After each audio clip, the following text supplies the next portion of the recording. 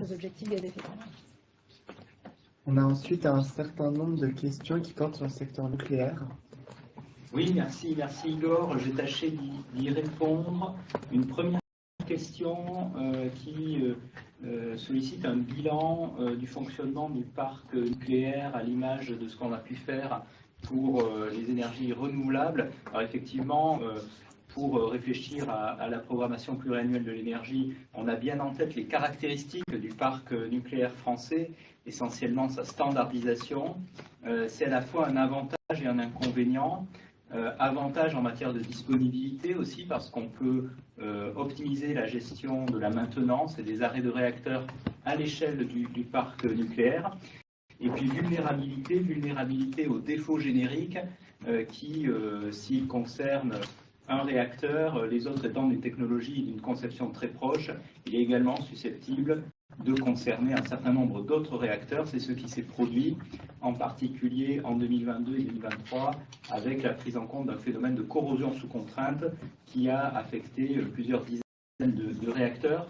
J'ajouterai aussi que pour ce qui concerne la corrosion sous contrainte, le caractère générique, certes du défaut, a aussi bénéficié au traitement du défaut, puisque le même type de travaux et d'investigations ont pu être conduites sur chaque réacteur d'une manière industrielle qui a été organisée par EDF de manière globale. Donc effectivement, c'est une caractéristique du parc français qu'il faut avoir en tête quand on réfléchit aux trajectoires énergétiques.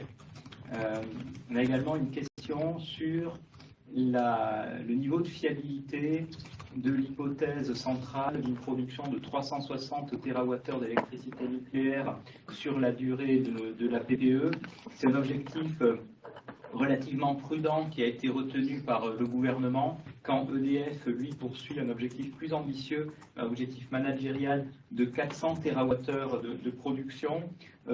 L'objectif de 360 TWh, il paraît à ce stade atteignable raisonnablement lorsqu'on regarde la programmation des opérations de maintenance et aussi l'amélioration de la performance d'EDF sur les dernières années en matière de gestion des arrêts de réacteurs. Alors effectivement, il faudra qu'il soit vérifié en pratique, mais à ce stade, c'est une perspective qui paraît raisonnablement prudente.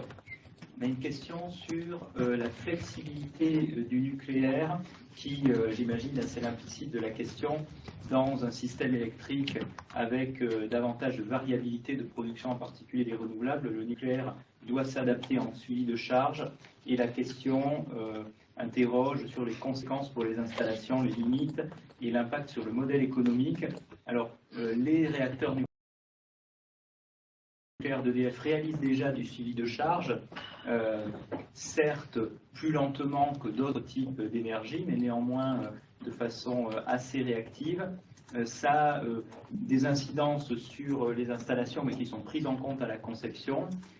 Il y a davantage de transitoires et marginalement, il y a davantage aussi d'effluents, effectivement, dans un mode où la flexibilité de la puissance nucléaire est davantage sollicitée. Néanmoins, tous ces éléments sont pris en compte à la conception et en particulier pour les réacteurs de type EPR2.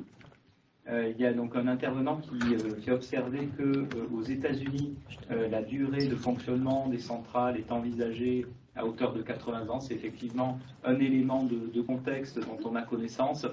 Néanmoins, en France, le processus est engagé déjà pour éclairer les perspectives de fonctionnement au-delà de 50 ans, et ce n'est pas encore acquis du tout. L'ASN va regarder ce sujet sur la base des éléments qui seront transmis par EDF dans les années qui viennent. Ensuite, dans un deuxième temps aussi, à l'horizon de 60 ans, à ce stade, les études engagées en France ne visent pas encore à justifier de la poursuite de fonctionnement au-delà de 80 ans. Il y a un participant qui s'interroge sur la capacité à prendre en compte l'effet falaise que j'ai mentionné lorsque on a en tête que le nouveau programme de réacteurs, dans son extension maximale telle qu'elle est vue aujourd'hui, serait de 14 réacteurs uniquement par rapport aux 57 réacteurs existants. Certes, les 14 réacteurs sont de puissance un peu supérieure, mais là, la question en ordre de grandeur est tout à fait pertinente. Là, la perspective qu'on a regardée en matière de capacité de remplacement, c'est celle de 2050. Mais effectivement, cette perspective, à la fois, elle est proche et elle est lointaine. Elle est lointaine à l'échelle de la PPE et elle est proche à l'échelle des temps industriels pour les projets nucléaires. Il y aura forcément des questions au-delà de 2050 s'il fallait effectivement avoir une capacité nucléaire installée pour prendre la suite de la puissance actuelle. Et on voit que la puissance totale du nouveau programme, c'est environ 23 gigawatts au maximum. La puissance actuelle, c'est 60 gigawatts installés. Si on veut maintenir 60 gigawatts, il y a effectivement un peu moins de 40 gigawatts qu'il faudra examiner. Est-ce que ce sera du nucléaire, est-ce que ce sera d'autres sources d'électricité? C'est sans doute une question qui devra être regardée pour les PPE ultérieures, en ayant en tête cette spécificité temporelle du secteur nucléaire. Alors, il y a une question sur le développement des filières SMR et la concurrence avec les États-Unis.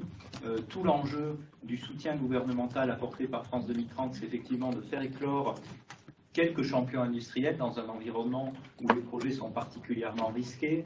Certains sont avec des contenus d'innovation technologique très élevés. L'enjeu aussi, c'est d'avoir une première construction en France à l'horizon des années 2030. C'est un objectif particulièrement ambitieux. On ne peut pas se prononcer à ce stade pour savoir quels sont les projets qui vont réussir. Il y a un enjeu commercial, en particulier en Europe centrale. Le marché français à ce stade n'est pas vu comme le marché principal des SMR, donc ils sont plutôt conçus pour l'export. En revanche, il y a sans doute un intérêt à ce qu'une première centrale de référence soit construite en France pour démontrer la maîtrise industrielle au service des marchés étrangers. Donc là, c'est effectivement une compétition entre industriels et entre startups. Ensuite, on a une dernière question double sur la sécurité d'approvisionnement en matières premières nécessaires au fonctionnement des centrales nucléaires.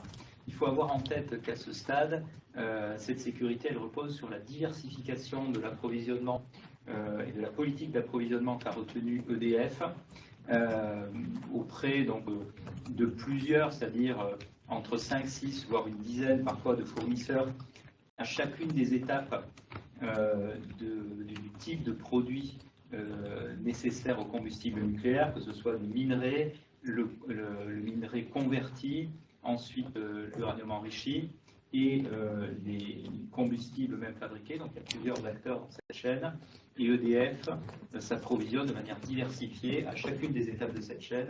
C'est un élément fort de résilience. Il y a effectivement des enjeux géostratégiques pour ce qui concerne les mines d'uranium. Un certain nombre de réserves sont localisées en particulier au Kazakhstan ou en Afrique, mais les principales réserves sont aussi localisées au Canada et en Australie. Donc il y a une répartition entre des pays du bloc OCE et des pays qui ne sont pas dans le bloc OCDE. C'est des éléments de long terme, mais qui sont effectivement pris en compte. À moyen terme, la stratégie d'EDF paraît résiliente. Et jusque voilà, à l'horizon de la fin du siècle. Et c'est l'un des autres intervenants qui fait remarquer que l'une des réponses à ce sujet serait le développement de réacteurs à neutrons rapides qui permettent effectivement la combustion d'une plus grande gamme de substances qui sont donc plus abondantes avec un potentiel de production d'électricité au moins en centaines d'années, voire en milliers. Donc effectivement, c'est un enjeu pour la France qui, par ailleurs, a été pionnière pour le développement du réacteur à neutrons rapides et qui pourrait envisager effectivement l'utilisation de ce type de réacteur potentiellement à l'horizon de la fin du siècle. C'est un sujet que la PPE actuelle n'instruit pas de manière précise et qui pourra être effectivement approfondi à l'occasion des PPE suivantes. Voilà ce que je pouvais dire sur ces questions.